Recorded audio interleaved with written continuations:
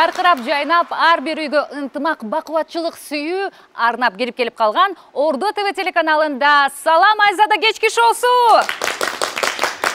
Бүгүнкү чыгарылышта көрөрманым сиз мыкты маекке, сырдуу суроолорго, сырдуу жоопторго ортоктош болосуздар. Анда эмесе алдыңкы мүнөттөрдө биз менен чогуу болуңуздар. Коногум тууралуу 1 секундадан кийин айтып берем.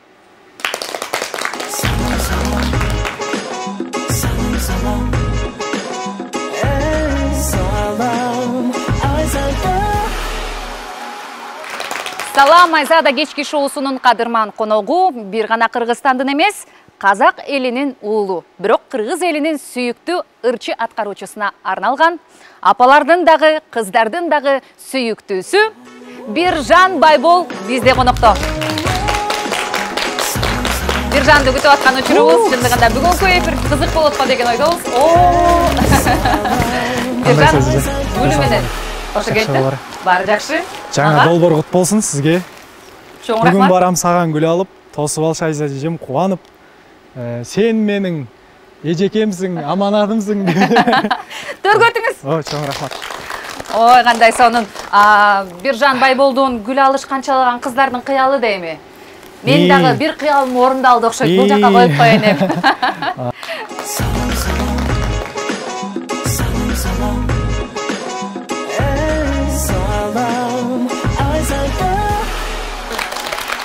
Биржан мырза, чоң рахмат гүлүңүз үчүн. Сиз дагы жашооңуздагы жаңы этаптар менен куттуктап өтөм. Туулган күнүңүз менен өтүп кеткен автоунааңыз менен жаңыр жаздырып атыптырсыз. Өрүңүз кут болсун. Биржан мырза азыр эмне кылып жүрөт? Чоң рахмат Айза эже, элеп эскерип чакырып, өтө кубанычтымын. Эң алгачкылардын бири болуп, эң алгачкы съемкалардын катарына косулуп жатканыма кубанычтымын. Жаңа долбоор кут болсун. Рахмат. Ордо телеканалы куттуу болсун. Кыргыз элибизге эң бир башка мемлекеттер кызга карайтындай бир керемет каналдардын бири болсун, берекелүү болсун. Шефимди да куттуктаймын чын жүрөктөн. Ошо сиздин де машинаңыз кут болсун. Рахмат. Тууганыңыз кут болсун сиздин дагы. Жалпы август айында жалаң кыйындар төрөлүшөт го деп өзүңүздү мактап коелу.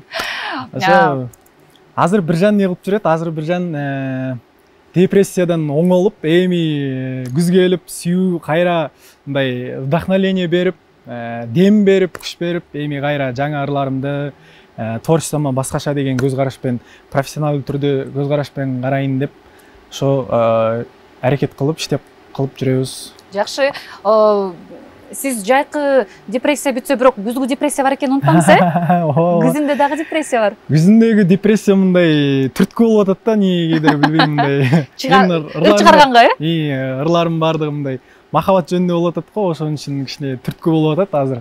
Жаңы ырларга иштеп чыкканга не десе болот? Өзүнчө эле күз айы мага бир музадай болгондой болуп атат да. Өзүнчө эле. Демек сиздин музаңыз азыркы учурда күз болуп аткан экен да. Жандуу музаңыз жок. Жандуу муза жок. Азыркы убакта. Немизге кыялымызга элестетип коюп жүрөбүз ошо музаны. Элестеткен музаңыз кандай болду экен? Элестеткен музамыз мурда неле? Мындай кас көзү,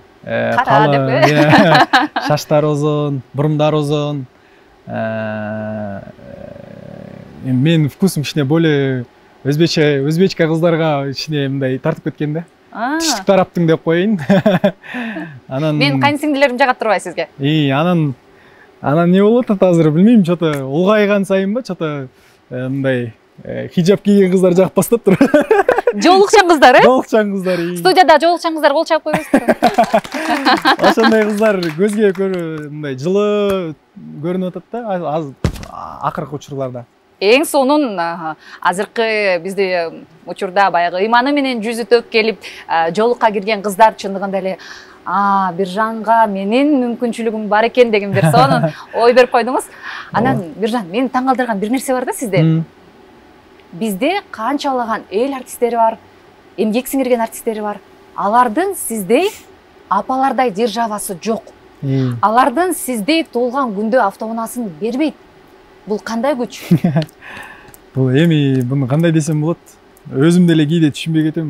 Не деген сыйкыр, бул не деген мындай Алланын берген сыйы деп. Аллах тағала ушундай жашоо тартуулапты. Ушул жашоомо ыраазымын. Апаларыма ыраазымын. Апаларыма үлкен алгысымды айтам. Анткени эми мен творчествого келбей туруп көбүнө мындай сүрүнүп, шалынып, ушундай бир Кудайдан жалбарынып сурайтын да. Бир ошо элден кай жерим кем менин депчи. Башкарчылардан кай жерим кем. Аллах тағала бардыгын бердиң го мага, неге дагы бербей атасың деп. Анан Аллага сан шүкүр, ушундай жашоо тартуулапты. Аллама сан шүкүр этем. Не деймиз, апаларыма ыраазымын. Апалар деген мен енді апаларымды бардыгы билишет, өтө күчтүү.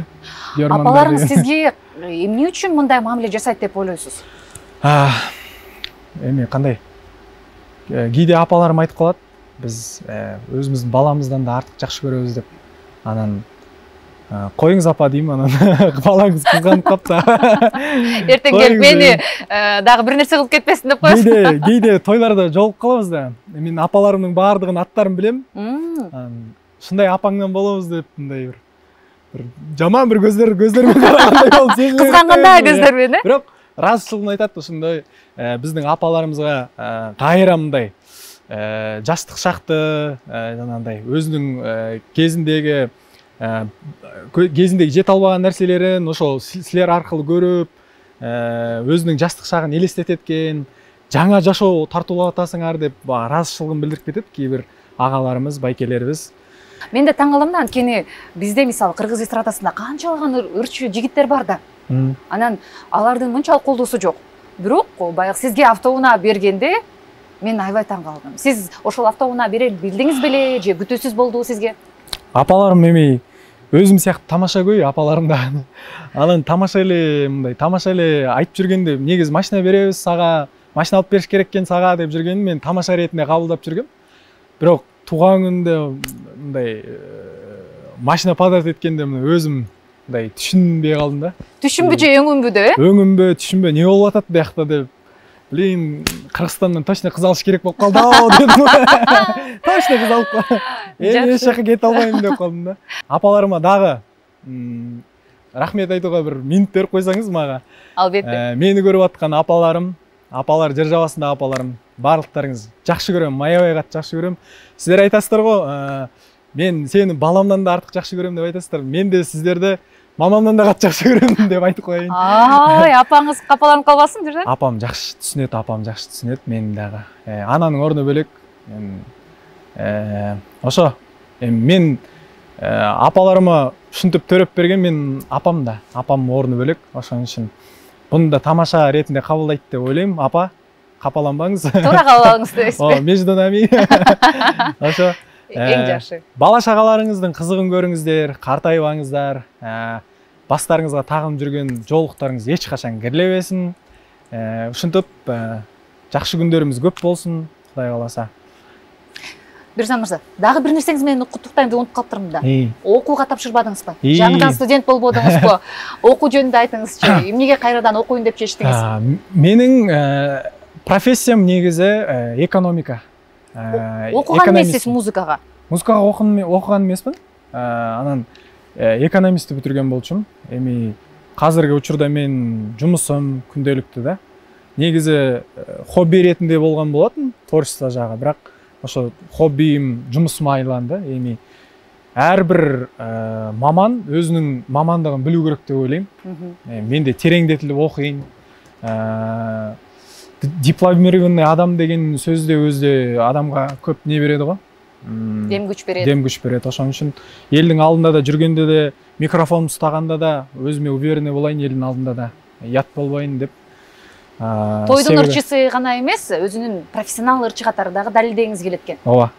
Энди бала күндө жанагындай профессионал түрдө сынактарга, нелерге катышкам, бирок эми азыр Кудай кааласа Кыргызстандын намысын коргашың керек, сен Казакстандын намысын коргашың керек деп бирөө не берсе, міндетті түрде профессионал түрде қорғап шығуға әрекет қылып жүрөбүз да. Ошон үчүн профессионал түрдө окуп алайын деген. Мен түшүнгөнүмчө сиз окууга сөзсүз кийин эл аралык сынактарга катышып, Кыргызстандын жана Казакстандын желегин желбиреткиңиз келет. Кудай кааласа, Энди азыркы учурда Казак менен Кыргыздын достугу прям күндөн күнгө улгайып атат го, шүгүр Кудайга да. Мен де Кыргызстанга жаңы келип аткандагы ниетим ошол болчу. Казак пен кыргыз бири-бирине жакын дос болсо экен, бизден башка мемлекеттердин бири-бирине жайнашпайт.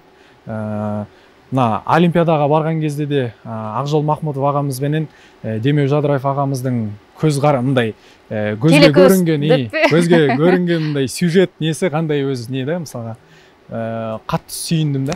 Мынакей бүгүнкү күндө жакында гана өткөн көчмөндөр оюндары бул кыргыз элинин идеясы, бирок мынакей кошуна Казакстан сонун бир деңгээлде өткөрүп койду. Олимпиадан өзүм да көрдүм ачылышын. Олимпиаданын деңгейинен де күчтүү ачып коюпту да. Эми биз казактар өзүбүз эмнени жакшы көрөбүз го деп коеюн.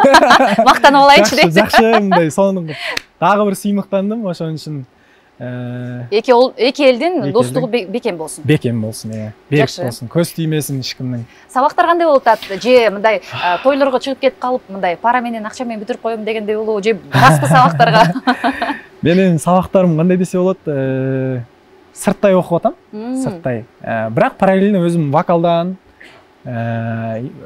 обязательно сөзсүз түрдө имтихан тапсырган кезде бир инструментти билишим керек экен. Инструментке вокалдан ошондой дополнительный сабактарды алып жүрөм. Өзүмө керек жарактарын алып атам да. Анткени бизде сабак окутканда бир направление, мисалга башка өлкөлөрдөн мен эстүүм боюнча Корея, башка Япония элинде кандай мамандык сүйөсүң, ошол гана окутулат экен да сага. Бизде андай эмес да. Бардыгын керек эмес бир сабактарды окутуп коет. Ошон үчүн өзүмө керектүү сабактарды гана окуп жүрөм. Дополнительный нелерге барып, курстарга барып. Окуумда енді Құдай қаласа ақша емес, болсынша өзімнің неммен, күчүмменен имтихандан тапшырганга аракет кылам. Канча жыл окуйсуз? Негизи 6 жыл окуйт экен сыртта окугандар. Мен бирок 2-нчи курстан окудум, себеби мен жогорку окуу ордун бүтүргөнмүн. Ошо менен 4 жыл окуйсуз. 5 жыл окуйм. 5 жыл окуйсуз. Демек Кыргызстанда дагы 5 жыл жүрөт экен Биржан деп айтып койсок болобу? Сөзсүз айтсак болот. Же кыргыз кызын таап калсаңыз ушул жака калып каласыз. Калып кетишим да мүмкүн. Жакшы, ардактуу көрүүчүлөр, биз эфирди улантабыз. Андан кийин негизи эле баягы өзүңдүн ата энеңди, бир туугандарыңды таштап башка жака келгенде алгачкы сезимдериң кандай болду эле? Ошол сезимдерин билгим келип турат. Басында мындай үйдөгүлөрдү сагынып, энди мен университетке окууга түскөндөн бери сыртта жүрмүн да негизи. Бир жагынан казак пен кыргыздын мындай эч айырмачылыгы жогунама, или кандай, или өзүм ошого мындай үйрөнүп кеткеним эме, сыртта жүрүп бат эле көнүп кеттим да. Бат эле көнүп, өзүм элимде, өзүмдүн үйүмдө, өзүмдүн шаңырагымда жүргөндөй нетем да. Мен бирок шаңыракта жүр экен деп мындай кокус тастап бирдеме эмес да. Өзүм элимдей. Мисалга Казакстанга барган кезде кийде энди айтып калат го, бир кыргыздар жөнүндө бир жаман бир сөз сөйлөп койсо, жагындай ачууланып кететиндей бир учурлар болуп кетти мендечи уже да. Значит, мен кыргыз болуп бараттырмын дейм. Кыргызча да ырдаганыңызда көпчүлүк кыргыздар баа берди окшойт сизге. Кыргызчасы момундай, сонун деп. Комментарийлерде дагы, сизде дагы мындай сонун. Анткени сиз бул өзүңүздүн эки элдин ортосундагы көпүрө катары элестетсек болот да. Анан эми Биржан деген ушунча күндөгү Биржанга келиш үчүн көп кыйынчылыктардан өткөн да. Же бардык эле сизге мындай апалар державасы түзүп койгондой эле жеңил, оңой эле келип калганбы? Кыйынчылыктар кичине кыйналган учурлар болгон. Эми творчестволук адам ичинде жанагындай ырдай турган болсо, же инструмент тарта турган болсо, по-любому кое бербейт экен да. Мен айтып атпайм, биринчи мамандыгым экономист болчу, ата-энем экономика саласын битиришиң керек деп түшүрдү. Аны окуп бүтүрдүм, ата-энемдин үмүтүн актадым. Андан кийин өзүмдүн творчествома келдим да. Творчествома келүүмдө бир үлкөн бир нелер, сынактар болду. Баары бирден боло бербейт да. Аллах Тагала өзү саты-сатысына чыгарып, мени адеми кылып дайындапты да. Эми кыргыз элине келген кезде көп көрөрмандарым айтат, аябай тарбиялуу, адепте, өзүн сахнада кантип алып жүрүш керек экенин билет. Ошолордун баардыгы мен творчествого келги чейин ошолордун баардыгы өткөм да. Сахнада калай алып жүрүш керек, көрөрмандарың менен кандай мамиле кылышың керек, кандай контакт болуш керек, ошолордун баардыгын Аллага санчы шүкүр бәрін біртіндеп үйреткен екен. Эми мен студент кезінде официант болып та иштеп көрдім, даярчы. Анан бір момент таксовать етіп те көрдім. Таксист болдыңыз бу? Таксист болдум. Биржан бай бол таксист болгонбу деген жаңылык чыгат атат. Кийде таксиде келет өзүмдүн жана нелерге клиенттериме ырдап берип койчумун. Өзүм сүйүнөтүм. Енді ырдаганга возможность келмеді да, сахнага чыкканга возможность келмеді, бирок ошо эң алгачкы клиенттериме ырдап берип бир сүйүнөтүм да, алардан бир жакшы отзыв. Биз эми творчестводо адамдар внимание жакшы көрүшөт го. Ошо внимание жетишпей ушинтип жүргөн кездерде ырдап берип койчумун да. Нени магнитофон дасын басып коюп. Анан карантин болду. Карантинге чейин мен жана таксисттен кийин өзүм аракет кылып тапкан акчаларыма ыр жаздырып көрдүм, клип түшүрүп көрдүм. Анан карантин болуп кетти. Карантинде баарыбыз айылга кеттик. Бир жыл Кудайдан өзүбүз жана дем ала алмай жүрмүз деп өзүбүз дем алып сурап алдык. Бир жыл от души дем алдык. Кийин келгенден кийин уже жашоо башка болуп кетти да уже. Анткени мындай перевороттой болуп кетти да, көп нерсе кыйыныраак болуп калды. Анан стройкада бир дос балам жумуш жасаучу да. Мен жаңа келип стройкага кирип кеттим да. Мен өйдө карай өсүүм керек эт да, негизи, бирок ылдыйга кетип бараттым да. Даярчы болдум, машина алдым, таксист болдум. Анан өйдө кетишим керек эле, бирок спонтанно мындай ылдыйга кетип калдым да, стройка менен. Анан стройка иштеп жүрүп, стройка мага мындай катты удар берди да. Мотивация берди сизге. Өтө катты мага бир не берди да, мотивация берди да. Содан неде мен статым бар, Кубандык Рахым деген. Германдарым бардыгы билет. Ушул учурда Кубандык Рахым агама үлкен алгысымды айтам. Ушинтип стройкада иштеп жүргөн учурум болчу. Анан мегамыз бар да биздин. Мегада келат. Ушул байкем жолуктуруп калдым да. Негизи анын ырларына мен кавер түшүрүп жүрчүмүн.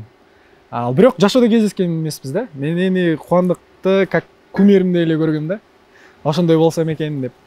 Оксте мындай адепте өзүн сахнада кандай күчтүү алып жүрөт да, өтө күчтүү. Окстунда германдар үлкен курактуулар да. Анан ушинтип жолугуп калып, Биржан, не жок болуп кеттиң сен? Көрүнбөй кеттиң го, кавер түшүрбөй калдың го, не болду? Анан ичиндеги баардык муңумду айттым ушинтип. Стройкага кирип кеттим, андай болду, мындай болду деп едим. Эми мамандыгым менен иштебим керек мен дедим да, болду. Экономистпен иштешим керек деп жүргөн учур болчу. Анан ошону айттым баардыгын, ичиндеги муңумду, аны Оксте түшүнөт да. Өзү де может өзүнде историyaсын айтып берген, өзү де кыйынчылык менен келген да. Өзүнө де осундай бир мениңдей жашоо болгон экен өзүндө. Анан ошону түшүнгөндөн кийинби Биржан как раз март айы болчу. 8 марттан баштап Казакстанга, мисалга баардык шаарына гастролго кетип барат. Ырларың барбы деп? Бар ырларым, 2 ырым бар болчу деп. Кеттик гастролго деп. Мен эртең самолет менен учуп кетем. Сага поездга билет алып коюн, сен келе бер деп. Мен жана шенбейм го, не болуп кетти депчи. Шенбейм. Өзү Аллах тагала берем десе форчкадан ак берип коет деген сөз экен да. Аллах тагала шүгүр этип, мамама ыйлап звондойм го, мама ушундай болду, мен өзүм кумиримди жолуктурдум тияктан деп. Ушинтип Кубандык агам элдин батасын аласың, кайра сен мындай ойгонот ишиңден деп да. Сонымен Казакстанды аралап келдик. Жана концерт учурларында Кубандык эми сыртынан байкап коет да, кандай выступать этип аттыр деп. Анан Биржан, сен шынымен сахнанын адам экенсиң, уже билет экенсиң го баардыгын. Баардык дап-дайын. Саган вложение кылыш керек экен деп, ошо Кубандык байкем аркылуу тиги продюсер табылып калды мага. Ушинтип Аслан агамызга да үлкен алгысымды айтам. Окс айтыр жок дүнүйөдөн бар нерсе кылдык да. Бирге алгыс айта турчу адамдар көп. Баардыгына мага ким ат салышты, мага ким күйдү, ошолордун баардыгына алгысымды айтам. Әуелі Алла, одан кейін ата неме, анан кейін мен үшін күйген адамдарға. Ошондой жашоо болду менде. Азыркы учурдагы кыйынчылыктар мындай болуп атат Айзадижа. Не болуп атат дейсизби? Не болуп атат, айтыңызчы. Кысканда албай атасыз. Сен кыргыз болуп кеттиңби деген. Казакстанга барсаң, сен кыргыз болуп кеттиңби деп анандай кичине нелер болуп кетет да. Кыргыз сүйлөп атса. Мен бул жерде бир объяснение берип коеюн, энди эртеңде көрүү мүмкүн Казакстандагы менин тыңдармандарым. Казакстандагы тыңдармандарыма да кайрылуу этип коеюн. Мен бул жакта жүргөндө көбүнө казак тилинде сөйлөйм. Бул жакта эч ким мага тоскоолдук кылбайт, сен эмне казакча сүйлөп атасың деп. Бардыгы сүйүнөт казакча сөйлөгениме. Кийде кыргызча сүйлөп атсам, кийде казакча сүйлөчү деп ушинтип түртүп коет да. Анан мен мындай стереотип алдым. Неге кыргызча сөйлөйсүз дейсиз го? Кийде Казакстанга барганда мен Казакстан эфирлеринде кыргызча сөйлөгөнгө аракет кылам. Кыргызча ырларды ырдаганга. Ошондо да суть. Казак кыргыздын достугу бирин түшүнүү керек. Мисалга кыргыз элинде казак тилин эмин эркин түшүнөт. Мен де кыргыз тилин Казакстанда эмин эркин түшүнгөнүн каалаймын да. Ошондо эң сонун. Ошондо баардыгы мындай күчтүү болот деп ойлойм да. Туура. Жолукчан кыздарыбыз кол чабып атат. Ошондой. Бирок мындай да, мынакей сиз айтып атпайсызбы?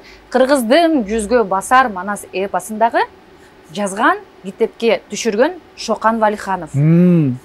Казак элинин окумуштуусу. Мынакей, бул биздин кыргыз менен казакты айырмалай албайбыз. Ортобуздагы котормочусуз, бири-бирибизди түшүнөбүз. Бири-бирибиздин чыгармабызды кыргыз ырдайт, казак ырдайт. Ошон үчүн мында бир кандайдыр бир мандем издеп, күнөө издеп, сен кыргыз болуп кеттиң деп айткан туура эмес. Бул болгону эки элдин ортосундагы от чапкысы келет. А бирок сиз аны ойлонбоңуз. Ооба. Достук көпүрө болуңуз. Шүгүр, рахмат чоң.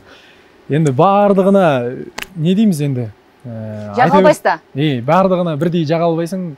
Обязательно бір минус тауып тұрады ғой адамның. Ошоныменен жашоо кызык да. Өзге тилдин бәрін біл, өз тилиңди құрметте дейді ғой. Мен сүйінем кыргыз тилинде ушинтип эмин эркин сөйлөгениме, кыргыз тилинде ырдаганыма. Кыргыз тили бизге мисалга сиздерге казак тили мындай жагымдуураак келет го. Ооба. Бизге деле ошондой көрүнөт. Мен бала күнүндө кыргыз кинолорун көрүп өскөм да, мисалга. Министрдин кызынын махабаты, дагы не кино бар эди? Соң көлбө. Апамдын махабаты деген бар эле. Кызды алып качып кетет го жана неге алып? Боз салкын. Боз салкын, ошол кинону көргөнбүз. Анан дагы көп толтурат, эстей албай атам да көбүнүсүн, ошондой. Жакшы, анан эми бул суроону бербей койсом, Айзада бербей койду деп ойлойт. Өзүңүз деле түшүнүп атсаңыз керек. Азыркы учурда Биржан Байбол менен Нурайымдын мамилеси кандай? Эми бул суроога мындан ары эч ким сурабай эле койсун деп коеюн.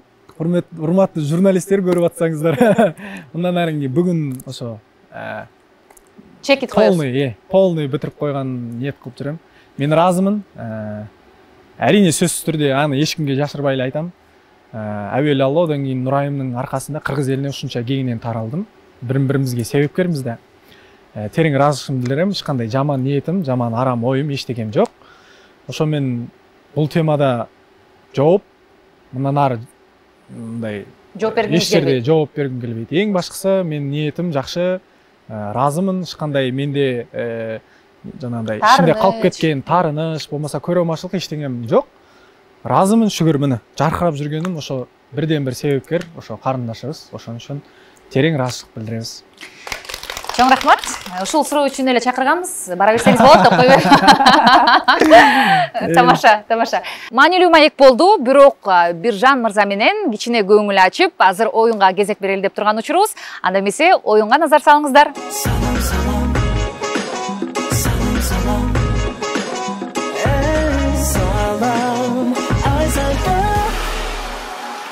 Салам Айзадада оюн, кезек Биржан экөөбүз, азыр мен колумда шаар турат. Ушул шаарды үйлөп, бул жакта турган бир жолу колдонуучу стаканды аласыз дагы, бул жака пирамида түзөбүз. Ар бирибизге бирдей убакыт берилет. Эгер сиз жеңилип калсаңыз, сиз мага тапшырма бересиз. Сиз жеңилип калсаңыз, мен тапшырма берем, ошону аткарасыз. А мен жеңилип калсам, сиз берген тапшырманы аткарам. Сөзсүз түрдө аткарасыз, любой тапшырма. Сүйлөштүк, Сүйлөштүк. Анда коноктоп сизден баштайлы. Чоң рахмат. Убакыт даяр, кеттик. Кол чаап турбайсың. Кол кармаган болбойт.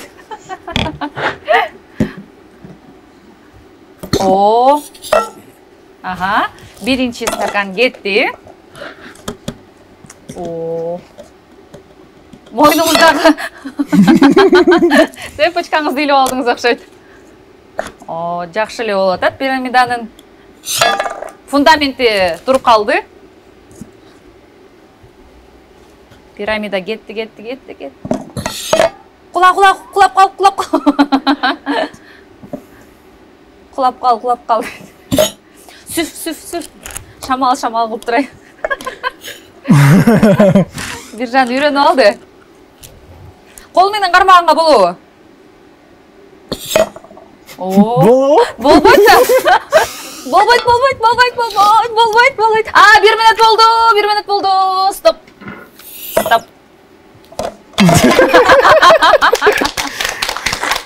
Мен окшош болду ошондо. 1 минут калды. 1 минут 3 секунд. Кичине болду бирок. Кичине болду бирок 3-чү акыркысы жакшы турбай калды. Келиңиз Айзада эже, мен сиз көрүңүзчү. Мага берип коюңуз. Азыр мага. Мындай оюндарды дегиз. Мен бул жактан бул жакка, Өзүм сасыктуу болуп ооруп атам, анан билбейм азыр кандай болот. Эртерээк башып кое берейин, Давайте кет. 1, 2, 3.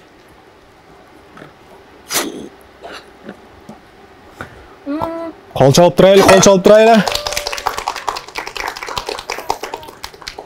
Салам Биржан шоуунда Айзада Жамгырчиева.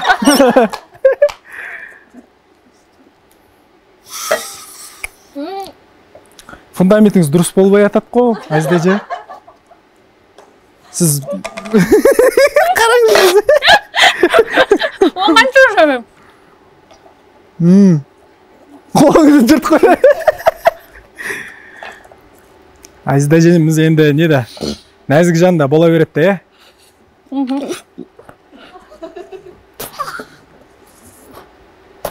Ай. Үрлөңүз, кайра үрлөңүз. Бо. Үрлөп туруп. Болбойт, убактым калды.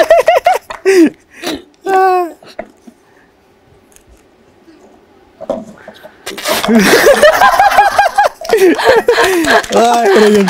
Экөөсүнүкү тең. Мындай эле кырып коелу. Экөөсүнүкү тең болбой калды.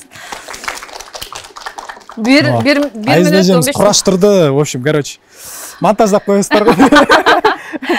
Экөөбүз тең жеңилип калдык, эмне кылабыз ушунда? Бири-бирибизге тапшырма бербейбизби? Ошондой кылайлы, Же бири-бирибизге тапшырма берип салалыбы? Берип салбайлыбы? Ошентели, Сиз баштаңыз, анда конок болуңуз. Назик жансыз го, сиз бериңиз. Сиз эми Биржанды билесиз, красавчик, аябай сонун ырдайт, бирок спорт тармагынан кандай болду экен? Бывший спортсменмин да мен. Кайсы Дзюдоистмин да. Анда дзюдоист болсоңуз, биздин жана Елдос байкемиз бар го, Елдос Метов. Ошол кишинин школасындабыз да биз. Анда мага отжимание жасап бериңиз. Канча жасап керек? 30 да? 30. Өзүңүз санайсызбы эже? Ооба. Кеттик анда эмесе. Даярбызбы? 1, 2, 3, 4, 5, 6, 7, 8, titrep, 9, 11, 12, titrep, 13, 14, 15, 16. Мен де бывший спортсмен деп кыйып алдым го деме. 17, 18, 19, 20, 10 kaldı, çıtak koyunuz. 21, 22, 8 kaldı. 23, 23. 24 oldu. Gülküm geliyor. 25, 26, 26. Ya da 20 diye verseniz olmak. 28, Oy vay. 29, 30. Kolçalar olsun. Bircan, sizin bывший sportsmen ekeningizge күмөнүм бар. Же тойлордо жүрүп берип, тренировка кылбай, ушундай болуп кеттиңизби? Негизи көп болсо айтып бергениңизчи. Аябай көп болуп калды. Бирок эфирден бекер айттыңыз да бывший спортсмен. Бирок мыкты оюн болду. Чоң рахмат. Эми мага тапшырмаңызды күтүп атам. Мен сөзсүз түрдө мага кыйын бергенмен сизге да кыйын бериш керек болуп калат экен, Кыйын бериңиз анда. Не? Мен ырларымды угуп жүрөт экенсиз Айзада, радиодон сөзсүз түрдө. Ошого жана мен айттым го, бывший спортсменмин, кыйынмын деп, ошо сизди да көрөйлү. Угуп жүрсөңүз. Ырларыңыздан ырдап берейин, Кайсы жагат ошону ырдап берсеңиз болот. Сени менен кездешүүгө учуп барчу канатым бар. Жаңы жолугуп кетсем деле сағына берчү адатым бар. Наранай, наранай. Чоң рахмат Азизге. Аябай сүйүнүп атам. Каныштамын. Рахмат. Биржан Байболго кол чалар болсун.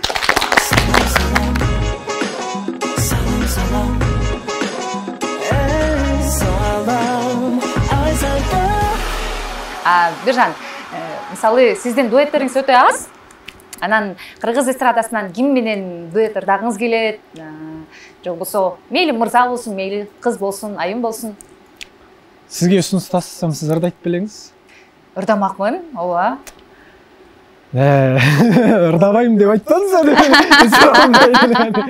Көрөнчү деп элем сенин реакцияңды. Тилекке каршы азыр ырдабай калгам, ошон үчүн ырдамак эмесмин.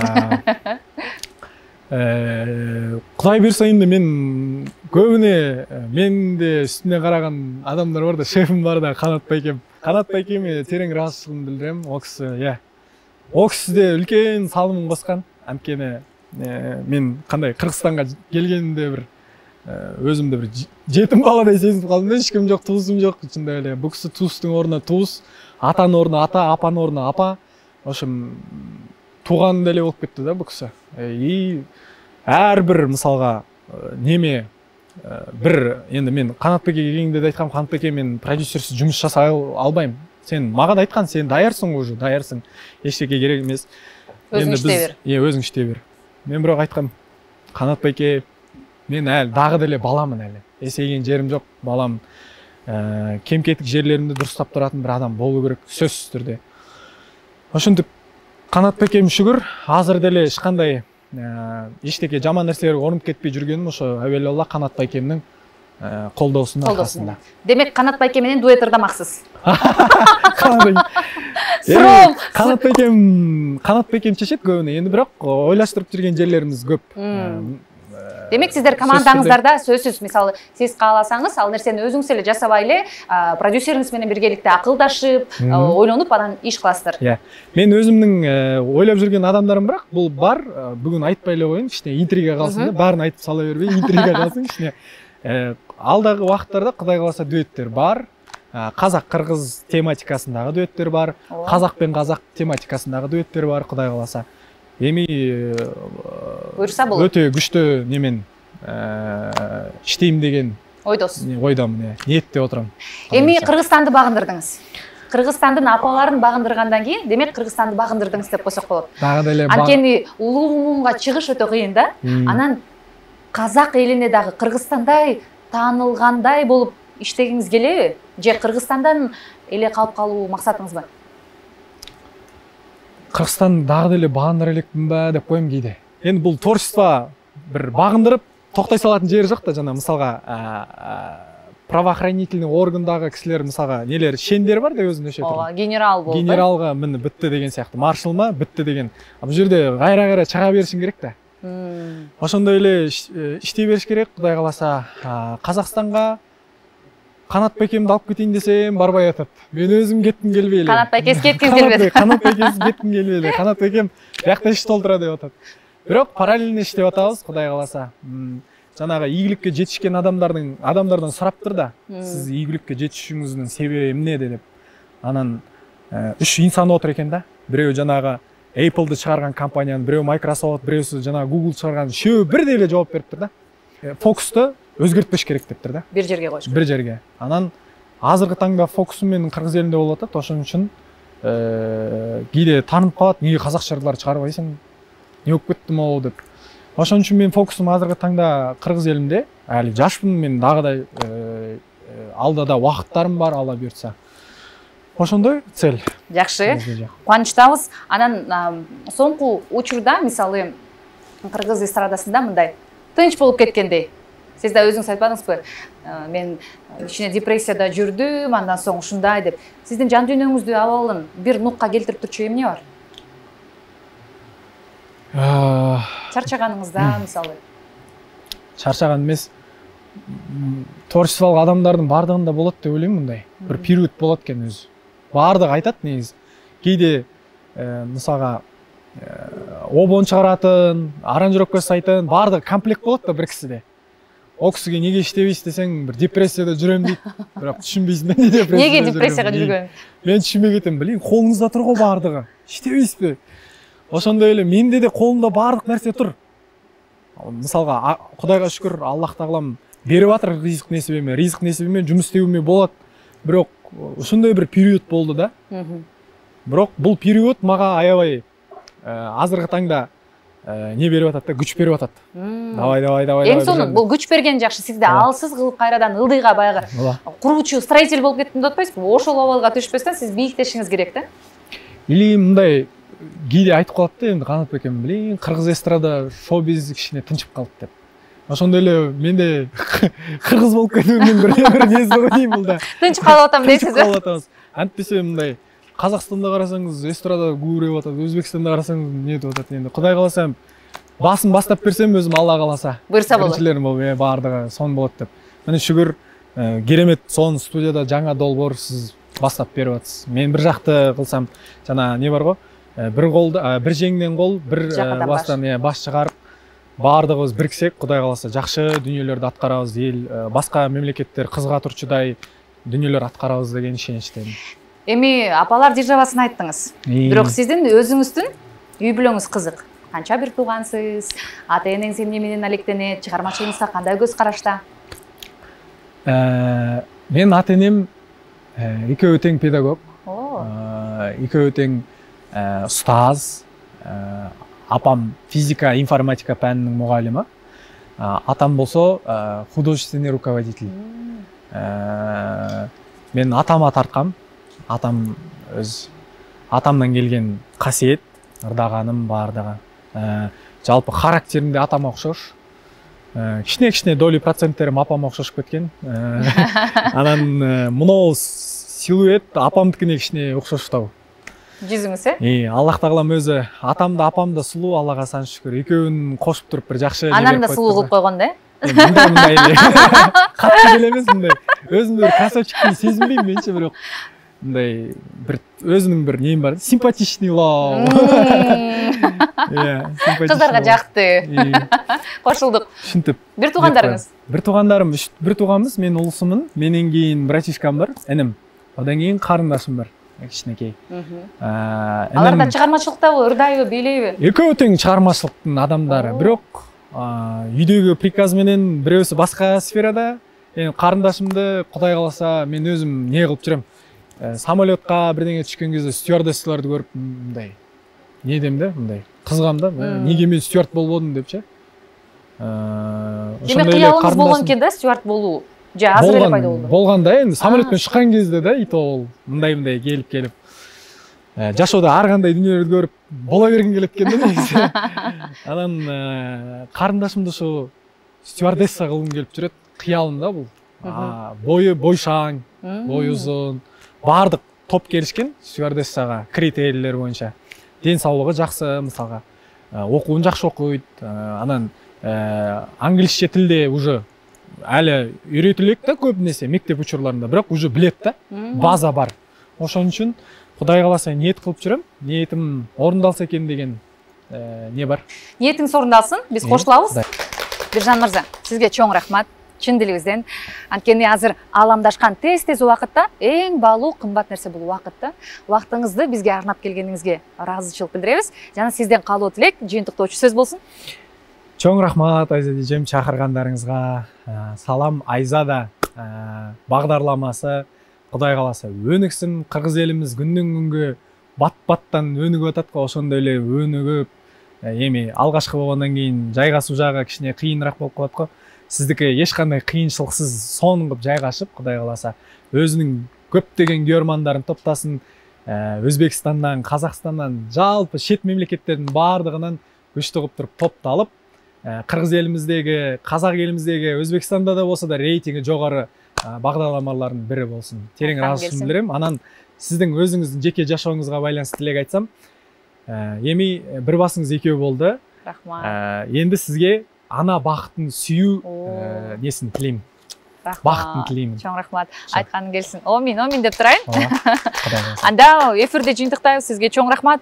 Ардактуу телекөрүүчүм, бүгүнкү чыгарылыш эгерде сизге жаккан болсо сөзсүз бармакты өйдө көтөрөсүз, лайк басасыз, ой пикириңизди калтырасыз. Мен ойлойм, апалар жыржабасы комментарийлерди мен айтканча эле калтырып койдум. Бардыгыңыздарга терең ыраазычылык билдиребиз. Орду ТВ телеканалында Салам Айзада бардыгыңыздарга коштошуучу салам айтмакчы. Көрүшкөнчө.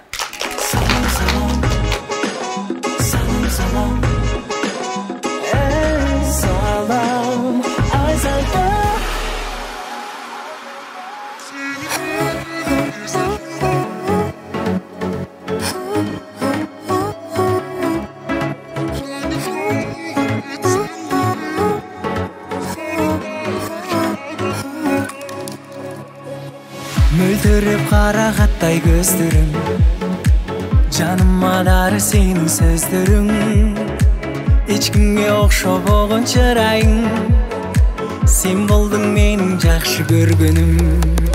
Жүрек сүйіп таңдағаным, көніп барам барған сайын, сен өзіңді маға беріп, мен өзімді арнағаным. Seni menen gezdeşuga, uçup parço kanatım var.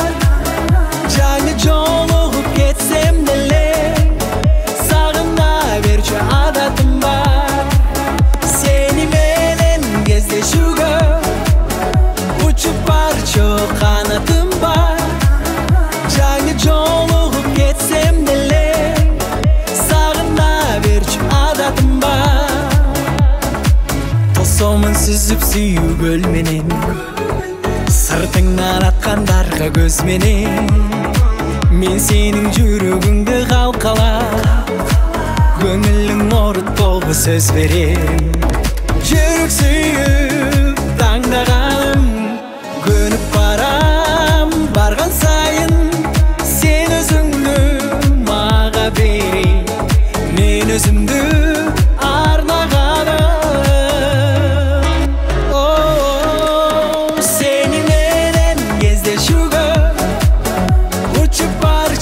Kanatım var, canı jolup ketsem dele, sağına verçe adatım var. Seni menen gezdeşuga, uçup parço kanatım var. Canı jolup ketsem dele, sağına verçe adatım var.